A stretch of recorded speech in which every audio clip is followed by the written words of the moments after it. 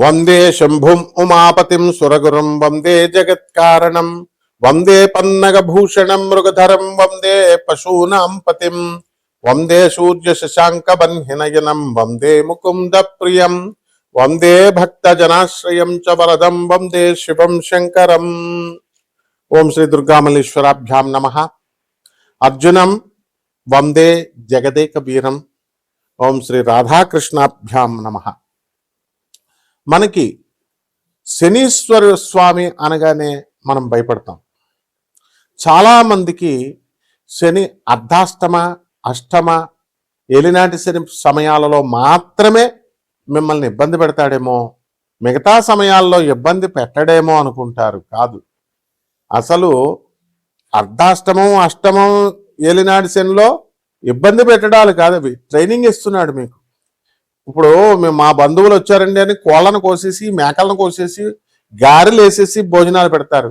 ఒక జీవిని చంపేస్తున్నాం అనేటటువంటి ఆలోచన మనం మానేస్తాం. వచ్చినటువంటి చుట్టాలకి మనకు పాపం వస్తుంది, మనం ఈ కోళ్ళని మేకలను కోయడం వల్ల అనేటటువంటి స్పృహ లేకుండా తెగిచ్చేసి బంధువులందరికీ కూడా వాళ్ళని సంతోష పెట్టడం కోసం మీరు కోళ్ళని మేకలు విందు భోజనాలు మంచి మందు కిందు పెడతారు. కానీ మీకు ఏ ఏలినాటి శని ప్రభావం వలన, అర్ధాష్టమ శని ప్రభావం వలన, లేకపోతే అష్టమ శని ప్రభావం వలన పెరాలసిస్ వచ్చినా, లేకపోతే పోలీస్ స్టేషన్లో పడినా, కోర్టు కేసుల్లో వచ్చినా ఈ బంధువులు రారు అని చెప్పడమే ఈ ఏలినాటి శని సమయాల్లో ఈ శనీశ్వరుడు మీకు నేర్పించే గుణపాఠం. మీ స్నేహితులతో మీరందరూ కూడా కాలేజీలకు డొమ్మాలు కొట్టి పిల్లల సినిమాలకి, అలాగే చదువుకోండిరా బాబు అని పంపిస్తే గర్ల్ ఫ్రెండ్స్తో తిరగడాలు, ఎక్కడ పడితే అక్కడికి గుళ్ళు గోపురాలు, ఈ మధ్యన కొత్త బ్యాచీలు తయారైనవి, ఇట్లా రకరకాలుగా వెళ్ళేటటువంటి వీళ్ళందరికీ కూడా ఈ స్నేహితులు నీకు అక్కడకు రారు అని చెప్పడమే శనీశ్వరుడి యొక్క డ్యూటీ ఈ సమయాల్లో. మరి మిగతా టైముల్లో ఏమండి మాకు అర్ధాష్టమం లేదు, అష్టమం లేదు, ఏలినాటి శని లేదు, మిగతా టైముల్లో శని ఇబ్బంది పెట్టడా అంటే ప్రతిసారి ఇబ్బంది పెడతాడు.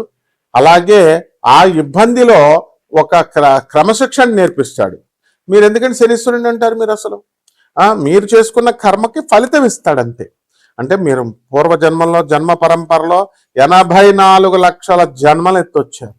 ఆ జన్మల్లో పాపాలు చేశారు, ఇస్తున్నాడు కష్టాలు, సుఖాలు చేశారు, ఇస్తున్నాడు మంచి సుఖాలు ఇస్తున్నాడు శుభాలు చేస్తే, మంచి పనులు చేస్తే. అది అంతేగాని శనీశ్వరుడిని ముట్టుకోకూడదు, శనీశ్వరుడికి అభిషేకం చేసినప్పుడు అస్సలు ముట్టుకోవద్దు, నెక్స్ట్ ప్రదక్షిణాలు చేసేటప్పుడు నవగ్రహాలను ముట్టుకోవద్దు, తర్వాత ఈ యొక్క శనీశ్వరుడు కాలు గడిగేసుకోండి. అభిషేకం చేసిన తర్వాత శనీశ్వరుడికి అక్కడ మందపల్లిలో అయితే ఇంకా దారుణంగా స్నానాలు చేసేసి నల్ల గుడ్డలు అక్కడే వదిలేసి, నువ్వు వేసుకొచ్చిన ప్యాంటు షర్టు వదిలేసి వెనక్కి తిరిగి చూడకుండా వెళ్ళిపోవడం. ఎవర్రా మీరు అంతా పండితులరా, బోకునా కొడకల్లారా? ఇదిరా మీరు శనీశ్వరుడి గురించి చెప్పేది? ప్రజలకు ఎలాగూ బుద్ధి లేదు, పామరులకి చెప్పేటటువంటి మీకన్నా ఉండాలి కదా బుద్ధి. అంటే మిమ్మల్ని గౌరవించాలా? మిమ్మల్ని నేను ఇలా పనులు చేసి శనీశ్వరుడిని అవమానిస్తున్నారు. శనీశ్వరుడు ఏమన్నా అంటరాని వాడు అనుకుంటున్నారా మీరు? మీరు తప్పులు చేసి, మీరు బోకు పనులు చేసి, మీరు వెధవ పనులు చేసి మీ కర్మలకు పెరాలసిస్ ఇస్తే శనీశ్వరుడు దేవుడు చేయలేదు. ఏంట్రా దేవాలయాలకు వెళ్ళిపోతే అయిపోద్దా? ఎవడెళ్ళమన్నాడు అసలు దేవాలయాలకు మిమ్మల్ని? దేవాలయాలు ఎందుకు పెట్టారు? మత ఐక్యత కోసం, కుల ఐక్యత కోసం. ఓ పంతులు గారు బతుకుతాడు, బయట ఉన్న చెప్పులు స్టాండ్ వాళ్ళు బతుకుతారు, పూల షాపులు బతుకుతారు, ఇందుకే పెట్టారు మీకు.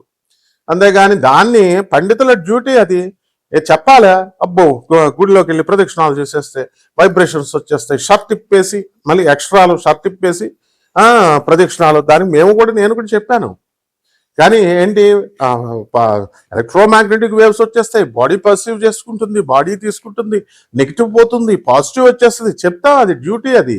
అలాగే పంతులు డ్యూటీ పంతులు చేస్తాడు, పంతులు బతుకుతాడు, ఈ అమ్ముకునేటటువంటి వాళ్ళు బతుకుతారని పెడతారు దేవాలయాలు. అక్కడికి వెళితే మీ డ్యూటీ మీరు చేయకుండా వాడు ఏంటంటే స్పెషల్గా ఉండాలా, యునిక్గా ఉండాలని శనీశ్వరుని ముట్టుకోకు, శనీశ్వరుని అక్కడే బట్టలు వదిలేసి బట్టరా మీరు, మీకు వస్తుందిరా పక్షపాతం ఇలా చెప్తే. So be careful while preaching all this nonsense. ఏంట్రా శాస్త్రాలు ఎక్కడున్నాయి? Stupid fellows. సో ఈ విధంగా చేస్తే ఇటువంటి చెప్పిన వీళ్ళకే కాకుండా పాటించినటువంటి వాళ్ళకు కూడా మిమ్మల్ని తప్పకుండా పీడిస్తాడు. రౌరవాది నరకాలకు విసిరేయడం కాదు, అసలు ఎక్కడ ఉండగానే చూపిస్తాడు. శనీశ్వరుడు శివుణ్ణి లెక్క చేయడు, విష్ణువుని లెక్క చేయడు, బ్రహ్మను లెక్క చేయలేదు, అండ్ ఈ ఎదిరించి పడేశాడు. And it is an autonomous planet. ముందే చెప్పాను నేను, ఇండిపెండెంట్ సంస్థ అది. ఎలాగైతే ఒక ఏఐసిటిఈ, ఒక యూజిసి, ఒక అటానమస్ బాడీస్ ఉన్నాయో, ఇండిపెండెంట్ చార్జెస్ ఉన్నటువంటి బాడీస్ అది. సో ఎప్పటికీ ఆయన ఆన్సరబుల్ కాదు శనీశ్వరుడు. బ్రహ్మకి మిగతా గ్రహాలు నోరు మూసుకొని వెళ్ళి రిపోర్టింగ్ ఇవ్వాలి, బ్రహ్మ విష్ణు మహేశ్వరులకు ఇవ్వాలి. శనీశ్వరుడికి there is no necessity. Even నవగ్రహాల నాయకుడైనటువంటి రవి కూడా వెళ్ళి రిపోర్టింగ్ ఇవ్వాలా. అండ్ శనీశ్వరుడు అంటే reformative planet, and he will reform the society, he will amendment planet అది. బ్రహ్మ విష్ణు మహేశ్వరులు కూడా వాళ్ళు పాత లాస్ రాసి ఇది అని అన్నప్పుడు నీకు దాన్ని అమెండ్ చేస్తాడు ఆయన. బలి చక్రవర్తి ప్రైడ్ దానాలు చేశాడు, ప్రైడ్ అహంకారం వచ్చింది. అది అప్పుడు ఏం చేశాడు, విష్ణుమూర్తిలో దూరి ప్రైడ్ అనేటటువంటి దాని వల్ల గొప్ప నేను దానం చేస్తున్నాను, చాలా మంది దానం చేస్తారు, మంచిది, అంతవరకు బాగుంది. మీ పిల్లలకు చెప్పాల్సిన అవసరం ఏంటా? ఇంటికి వెళ్ళి మీ ఫ్రెండ్స్కి గొప్ప చెప్పాల్సిన అవసరం ఏంటి అసలు? మీరు ఈ కుడి చేత్తో చేసిన దానం ఎడం చేత్తకి తెలియకూడదు, దానికి గుప్త దానం అంటారు. గుప్త దానం అంటే పేదవాడికి అన్నం పెట్టరు. తిరుపతిలో హుండీలో మాత్రం వజ్ర అది కిరీటం వేసాడు, లేకపోతే కట్టలు వేసాడు అంటాడు. దేవస్థానం ఏం చేస్తుంది, చెప్పుద్ది రా మళ్ళీ ఇంకొకటి వస్తాడని ప్రచారం చేసుకుంటారు. This is not the way. ఏం పేద ప్రజలు కనపట్లేదా నీకు? వికలాంగులు కనపట్లేదా? అనాథలు కనపట్లేదా? తర్వాత సాధు సత్పురుషులు కనపట్లేదా? సాధువులు వాళ్ళకి 10 రూపాయలు అయ్యో కానీ దేవాలయాల్లో వేస్తావు. ఇది దీనికి ప్రవచనకారులు చెప్తా ఉంటారు. ఏంటి, వెళ్ళిపోండి దేవాలయాలకు, వెళ్ళిపోండి కర్మలు పోద్ది. వీళ్ళ కర్మలే పోవు, వీళ్ళ పిల్లలే సగం మంది వదిలిపడేశారు. వీళ్ళ కుటుంబాలనే వికలాంగులు, వాళ్ళు వీళ్ళు మతిస్థిమితం లేనటువంటి వాళ్ళు వీళ్ళందరూ ఉన్నారు. రెండే చెప్తే శనీశ్వరుడు మరి ఊరుకుంటాడా? ఇస్తాడు. కాబట్టి ఒళ్ళు దగ్గరెట్టుకొని చెప్పాలి ఎవడు చెప్పినా సరే. సో మీరు నాన్ సెన్స్ అంతా చెప్తూ ప్రజల సొసైటీని మీరు నాశనం చేస్తుంటే అటువంటి విధవాళ్ళందరినీ కూడా రిఫర్మేషన్ చేసుకొస్తూ ఉంటాడు. రిఫర్మేటివ్ ప్లానెట్ అంటారు దీన్ని. కాబట్టి శనీశ్వరుడు ఎవరికి భయపడ్డు. అండ్ కొన్ని సంవత్సరాల పాటు విష్ణువుతో యుద్ధం చేస్తే ఏం చేస్తాడండి విష్ణువు? ఆల్టర్నేటివ్గా ఆఖరికి ఆయన కాలు విరగబెడతాడు. శివుడు అంశ అండి శనీశ్వరుడు అంటే. రిఫర్మేషన్ ఇచ్చారు ఆయనకి, దండం పట్టుకున్నాడు ఆయన. కాబట్టి తోలు తీసేస్తాడు. ఇంకెప్పుడు అలాంటివి కానీ చెప్పకండి, ఇలాంటి నాన్ సెన్స్ అంతా చెప్పకండి. ఇప్పటికైనా తోటి మీరంతా మా గురువులు, మా చక్కగా మిమ్మల్ని పండితులను గౌరవించాలా. If you tell like this definitely I will condemn all this bloody nonsense. ఇకపోతే ప్రజలు శనీశ్వరుడికి మనము జమ్మి చెట్టు చుట్టూ తిరుగు, రావి చెట్టు చుట్టూ తిరుగు, తైలాభిషేకం కిలోంపా వేసేయి, నల్ల నువ్వులు వేసేస్తే సరిపోద్దా? మా గురువు గారు గరికపాటి నరసింహారావు గారు చెప్పలేదా? ఇలా కాదు, చాగంటి గారు కూడా గుప్తంగా చెప్తారు, డీకోడెడ్ లాంగ్వేజ్ లో చెప్తారు. ఇది కాదు నాయన, మానవ సేవ చేసుకోండి, ప్రజలకి సేవ చేయండి. ఇది మన మానవ సేవే అది మనకి నచ్చదు. 2 లక్షలు ఎట్టి హోమం చేసేస్తామంటే ఇచ్చేస్తారు. అది 10 రూపాయలు ఎవరా వికలాంగులకి, అనాథ పిల్లలకంటే ఎవరు చేతులు రావు.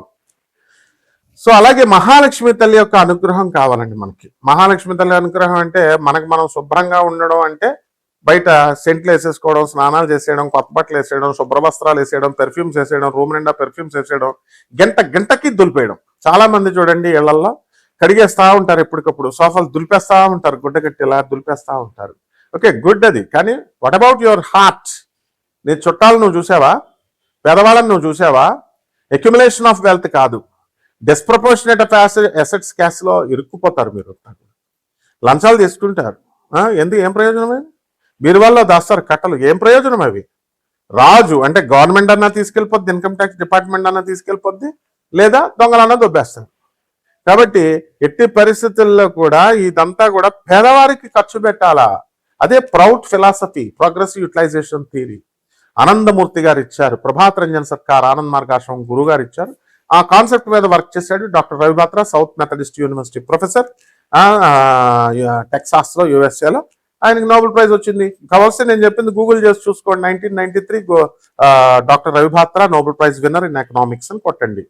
అది చేయాలా, అప్పుడు లక్ష్మీదేవి వస్తుంది. అంతేగాని లక్ష్మీదేవి ఎప్పుడు వస్తుందని అయినా చాలా మంది చూడండి వ్యాపారాలు చేసేవాళ్ళు కూడా లక్ష్మీదేవి రావట్లేదండి అంటారు. ఆర్థిక ఇబ్బందులు ఉన్నాయి.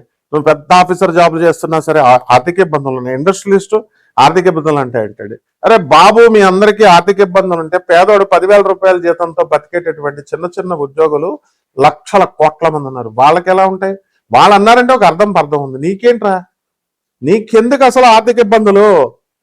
ఇవన్నీ ఎందువలనంటే లావిష్నెస్, లగ్జరీస్, వీటికి అలవాటు పడ్డారు. కంఫర్ట్స్, ఏసీ లేనిదే నిద్రపోరు. ఇంతకుముందు ఏసీ లేనప్పుడు ఏం చేశారు? ఎలా పడుకున్నారు మీరు? ఏసీ లేనిదే కారులో బయటికి వెళ్ళారు, కారు లేనిదే అడుగు పెట్టారు బయటికి. ఇవన్నీ కూడా బాగానే ఉన్నాయి. అక్కడ శనీశ్వరుడు కౌంట్ చేస్తూ ఉంటాడు. కరెక్ట్గా ఎప్పుడైతే పేదవాళ్లకు నువ్వు చేయలేదో పెరాలసిస్ ఇచ్చేస్తాడు. ఎప్పుడైతే నువ్వు పేదవాళ్ళకి చేయలేదో హార్ట్ అటాక్లు ఇచ్చేస్తాడు. చూడండి, కావాల్స్తే మీరు బాగా ధనవంతుల జీవన శైలిని బాగా గమనించండి. పటక్ మన మధ్యలో పోతాడండి 40 రాకుండానే. ఆడెంత పెద్ద క్రీడాకారుడైనా, ఆడెంత పెద్ద సినిమా హీరో అయినా, ఎంత పెద్ద పొలిటీషియన్ అయినా, ఎంత పెద్ద మంత్రి అయినా సరే ఎందుకు ఎగిరిపోతున్నారు? వ్యాపారస్తుడైనా పేదవాళ్ళకి చేయకపోవడం వల్ల. పేదవాళ్ళనే మభ్యపెట్టేసి ఓట్లేపిచ్చేసుకొని వాళ్ళని నీచంగా చూడకుండా, ఇంటికి రానివ్వకుండా, నువ్వు మాత్రం అప్పుడు ఓట్లు కావాల్సి వచ్చినప్పుడు వాడు గుడిసెల్లోకి వెళ్ళిపోయి వాడు చీముడు రాసేసుకుంటావు. శనీశ్వరుడు ఊరుకుంటాడు అనుకుంటున్నావా? ఊరుకోడు. కాబట్టి మహాలక్ష్మి తల్లి శనీశ్వరుడి యొక్క రికమెండేషన్స్ ను బట్టే మీకు వస్తుంది. కాబట్టి నువ్వు ఎన్ని లక్ష్మీ పూజలు చేసినా, నువ్వు ఎన్ని లక్ష్మీ హోమాలు చేసినా, ఎన్ని తామర పుష్పాలను సమర్పించినా లక్ష్మీదేవి రాదు. నీ బాడీని నువ్వు శుభ్రం చేసేసుకుని సెంట్లు కొట్టేసినంత మాత్రాన చెత్త ప్రవచనకారులు చెప్పేటటువంటి ఆ ప్రవచనాల వల్ల లక్ష్మీదేవి రాదు. నీ మనసులో ఉన్నటువంటి అసూయ, ఈర్ష్య, ద్వేషము, లస్ట్, యాంగర్, కోపము, క్రోధము, కామము పోవాలి. ఇది కలియుగం, కామయుగం, ఇది కల్తీ యుగం, ఈటింగ్ అండ్ మేటింగ్ పాలసీ, ఇది యానిమల్ లైఫ్. 84 లక్షల జీవరాశుల నుంచి వచ్చినటువంటి పర్ఫెక్ట్ యానిమల్ నే హ్యూమన్ బీయింగ్ అంటారు. ఈటింగ్ అండ్ మేటింగ్ చేయకపోతే ఇంకేం చేస్తారు మరి? కాబట్టి ఇవి చేస్తే లక్ష్మీదేవి రాదమ్మా. కాబట్టి ఇలాంటివన్నీ కూడా ట్రిక్స్ ఉంటాయి. ఎలా చేసుకోవాలి? గురువు ఎందుకుంటాడు? దత్తాత్రేయుడు ఎందుకున్నాడు? లహరి మాస్టర్డు ఎందుకున్నాడు? మహావతార్ బాబాజీ ఎందుకున్నాడు? రజనీకాంత్ పిచ్చోడా? ఎందుకు ప్రతిసారి సూపర్ స్టార్ అయ్యాడు? ఎందుకు ప్రతి సంవత్సరం వెళ్ళి మహావతార్ బాబాజీని కలిసి వస్తాడు? గురువులను ఎందుకు కలుస్తారు? దత్తావతార్ జగద్గురు అయినటువంటి నృసింహ సరస్వతి గాణగాపూర్లో వెళ్ళిపోతే మేము వెళ్ళామండి. గాణగాపూర్ కర్మలు తీసేస్తారండి. అంత డివోషన్తో, అంత అట్మోస్ట్ డివోషన్తో, అంత అట్మోస్ట్ డెడికేషన్తో, డిటర్మినేషన్తో పేద ప్రజల గురువు అంటే గురువు దగ్గరికి వెళ్ళినప్పుడు నువ్వు కారులో వెళ్తావా? నువ్వు చెప్పులు వేసుకొని వెళ్తావా? నీ దర్భాలను ప్రకటించడానికి నువ్వు పట్టు చీరలు కట్టుకుని వెళ్తావా? బంగారాలు మెడలో వేసుకొని వెళ్తావా? ఇవి నువ్వు వెళ్ళి గురువు దగ్గర స్కూల్కి పంపించే, స్కూల్కి ఇలాగే వెళ్తే రాణిస్తాం అనుకున్నావా? యూనిఫార్మ్ అనేది ఎందుకు పెట్టాము? సో యూనివర్సిటీస్ లో ఎందుకు నువ్వు టారన్ జీన్స్ వస్తే రాణిస్తామా? ఇంటర్నల్ అసెస్మెంట్ మార్క్స్ వేస్తామా? మాస్టర్లకు ఎదురు చెప్తే వేస్తామా? ఇది అంతే.